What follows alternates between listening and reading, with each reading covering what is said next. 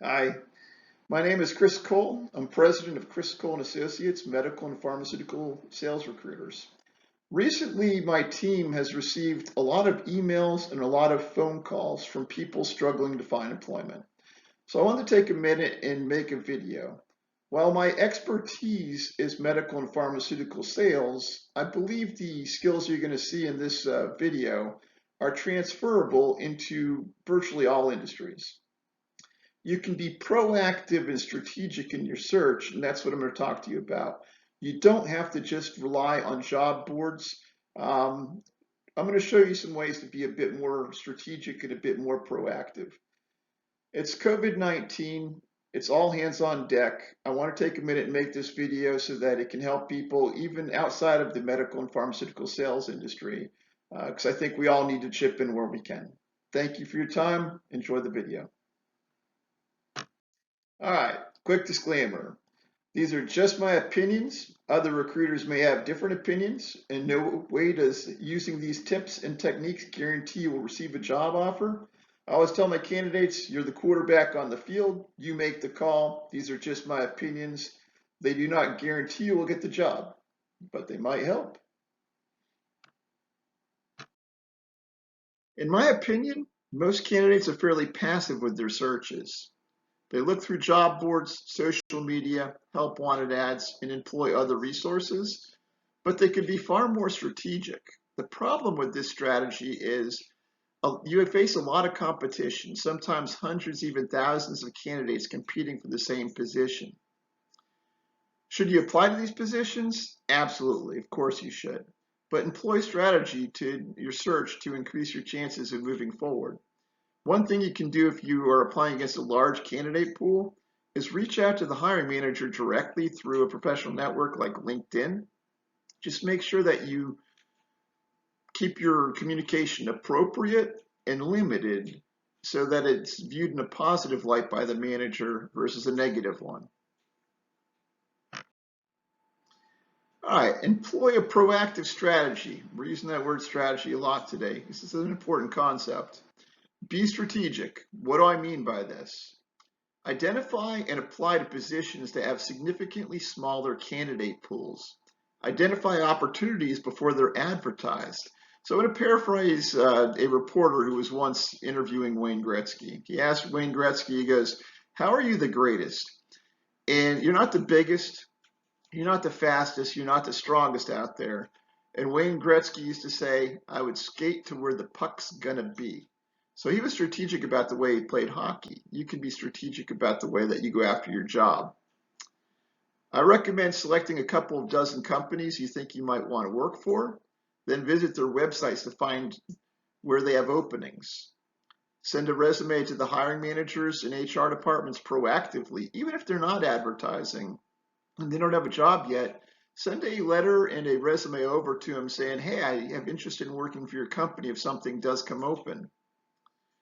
Reach out to the hiring managers through social media. Let them know you're interested in working for their organization. Same thing as I mentioned earlier, make sure that it's an appropriate contact and you keep it limited. You don't want to be sending them emails all the time, but make them aware that you have interest in working for them and that if something comes up, to please keep you in mind.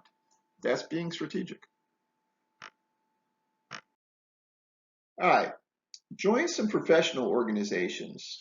There are lots of them out there. Identify some in your field of expertise and get involved. Let's say I was searching for an environmental job.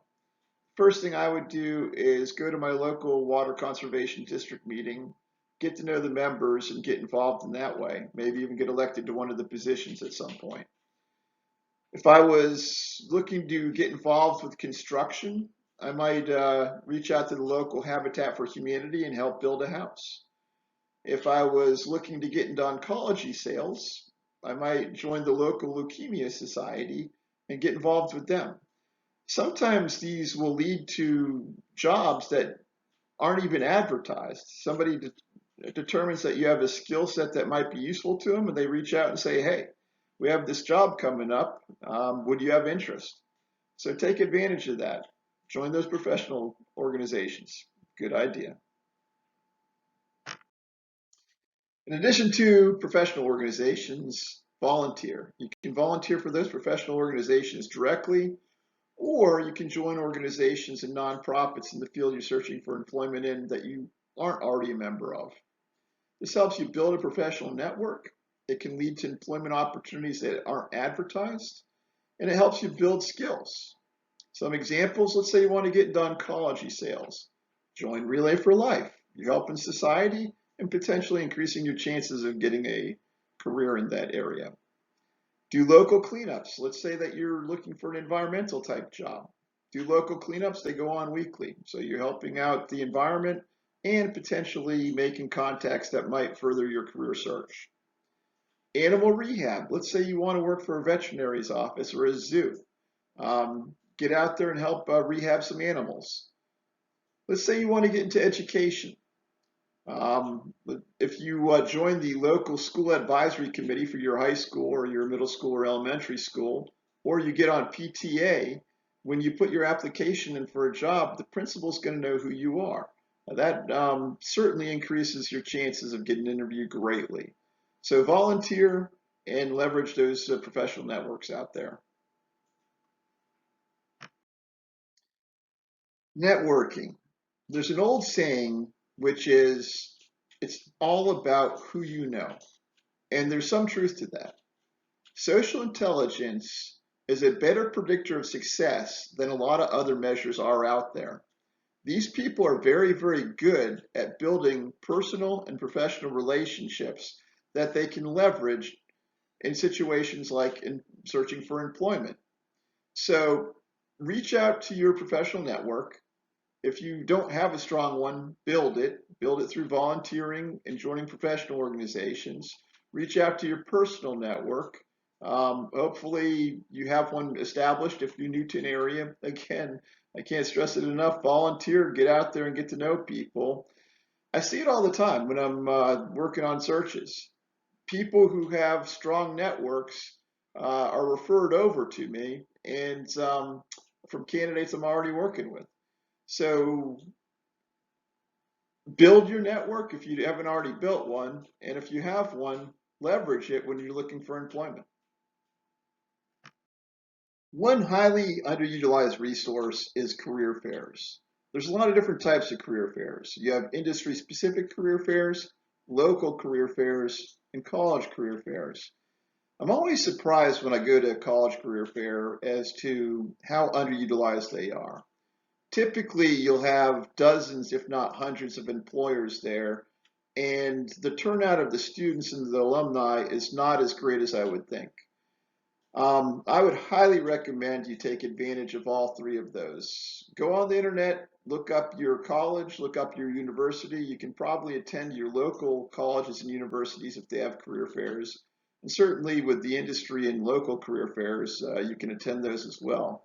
Make sure you dress professionally. Sometimes if you do a good job, you might get an impromptu interview right there. I've actually seen people hired directly at a career fair just from doing a good job, dressing professionally, and interviewing on the spot. Make sure you take several resumes with you.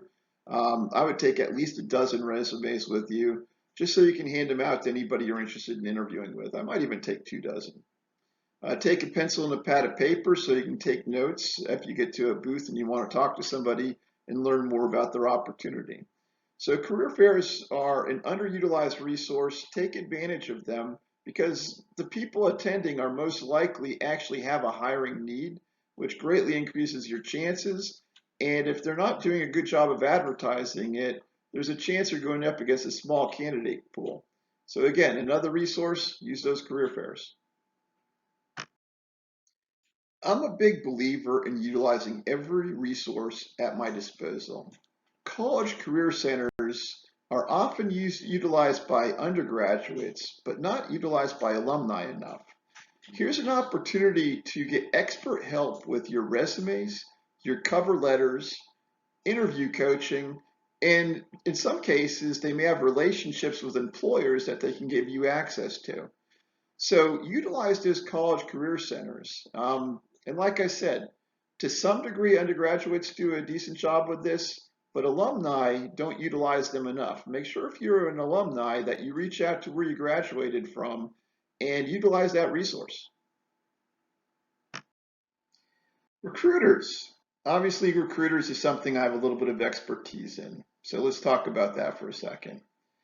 Recruiting is common in some industries, things like medical and pharmaceutical sales, and rare or unheard of in other industries, things like K through 12 schools. Little editorial comment here. Personally, I think we should have every recruiter and the greatest recruiters on the planet recruiting for K through 12 schools. If COVID has taught us anything, it's taught us that we need the best and brightest teachers possible. End of editorial. Back to recruiters. So if you are working on trying to find employment in a particular industry where recruiting is common, I would ask around and find out from people in the industry who they've had good experiences with. So word of mouth would be the route I would go. The other thing I would say is I would recommend limiting it to one recruiter per industry. Let's say you're looking at IT jobs, you're looking at pharmaceutical jobs. I might hire one recruiter for IT and one recruiter for pharmaceutical. But you don't want more than one or two, because then you end up with them sending you the same jobs and there's a lot of crossover. You get frustrated, they get frustrated, a lot of frustration going around. So find yourself one or two good recruiters if that's the route you want to go. Lastly, the best advice I can give you is recruiting is a partnership.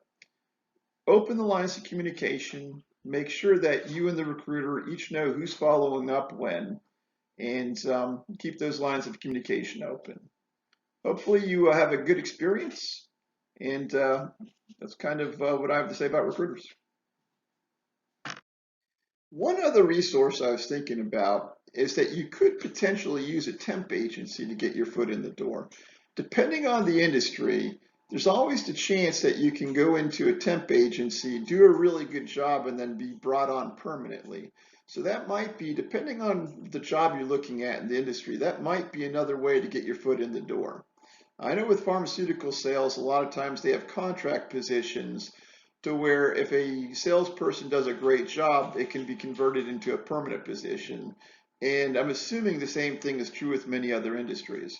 So temp agencies might be a way to get your foot in the door, and you should probably have that conversation with the temp agency right off the bat, which is let them know you want to get a permanent position at this company and in this industry, and see if that's a possibility. Again, being strategic, maybe in an unconventional way. Thanks for watching my video. Hopefully you will find it useful and helpful. Hopefully it lands your dream job. That's the goal here. If you think of anything that I've not covered or implement any strategies that I've not covered that land you a job, I'd love to hear from you. Feel free to shoot me over an email. And same thing with success. If you implement some of these strategies and they work out for you, I love to hear success stories. This is a series of several videos I'm going to put together. I would recommend you watch all of them, especially the ones on interview preparation and interview tips. There's some pro tips on there that you've probably not heard anywhere else. So it's been nice chatting with you, and hit me up.